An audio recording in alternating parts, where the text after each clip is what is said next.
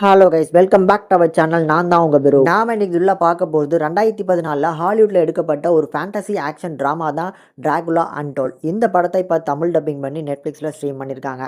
So 2014 எடுக்கப்பட்ட படமே இப்போ தமிழ் டப்பிங் பண்ணியிருக்காங்களே, படம் பார்க்கறதுக்கு எப்படி இருக்குது, பார்க்கலாமா இல்லையாங்கிற டவுட் இருக்கும். ஸோ அது எல்லாத்தையுமே இந்த வீடியோவில் பார்த்துடலாம். அதுக்கு முன்னால் இந்த படத்தோட கதை என்னங்கிறத ஃபஸ்ட் லைட்டாக பார்த்துருவோம். படத்தில் நம்ம ஹீரோ வந்து டிராகுலா அப்படிங்கிற ஒரு சின்ன நகரத்துக்கு மன்னராக இருக்கிறாரு. இவரோட நகரத்தில் பெரிய லெவலில் போர் வீரர்கள்லாம் கிடையாது. இன்னொரு ராஜ்யத்துக்கு கீழே கப்பம் கட்டிட்டு தான் வாழ்ந்துட்டு இருக்காங்க. இந்த மாதிரியான சமயத்தில் அந்த ராஜ்யத்திலேருந்து ஒரு சில 1000 குழந்தைகள் வந்து எங்களோட போர் வீரருக்கு தேவைப்படுதாங்கன்னு கேட்க, அதை கொடுக்காம போனதுனால அவங்க இப்போ படம் எடுத்து வந்துட்டு இருக்காங்க. இப்போ தன்னோட ராஜ்யத்தை காப்பாற்றணுங்கிறதுக்காக வேம்பியரோட ஹெல்ப்பை கேட்குறாரு நம்ம ஹீரோ.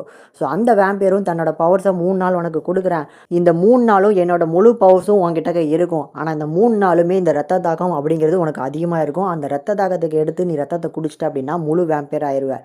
இல்லை அந்த 3 நாள் நீ கடந்துட்ட அப்படின்னா இந்த 3 நாளுக்கு அப்புறம் என்னோட பவர்ஸ் அப்படியே வந்து என்கிட்டக்கே வந்துடும் அப்படின்னு சொல்லிடுறாரு. ஸோ இப்போ நம்ம ஹீரோ இந்த வேம்பையர் பவரை வச்சுட்டு அந்த ராஜ்யத்தை எடுத்து போர் பண்ணதுல ஜெயிச்சாரா இல்லையா, அண்ட் ஆல்சோ இந்த 3 நாள் வந்து அவரால் ரத்தம் குடிக்காமல் இருக்க முடிஞ்சா இல்லை வேம்பையர் ஆனாராங்கிறதான் இந்த படத்தோட மீதி கதைனே சொல்லலாம். ஸோ படம் கேட்கறதுக்கு மட்டும் இல்லை, எடுத்ததுமே சூப்பராக அமேசிங்காக எக்ஸிக்யூட் பண்ணியிருப்பாங்க.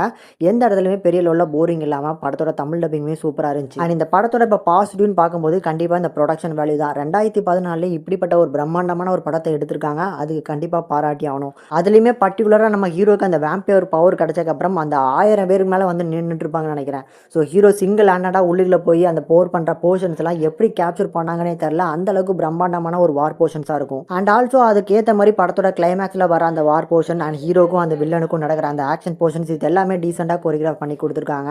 தென் இந்த வேம்பையருக்காக யூஸ் பண்ணப்பட்ட விஎஃப்எக்ஸ் அண்ட் எஸ்எஃப்எக்ஸ் ஒர்க்குமே சூப்பராக இருந்துச்சு. டாப் நாட்சாக இருந்துச்சுன்னே சொல்லுவேன். அந்த அளவுக்கு 2014 சூப்பராக பண்ணி கொடுத்துருக்காங்க.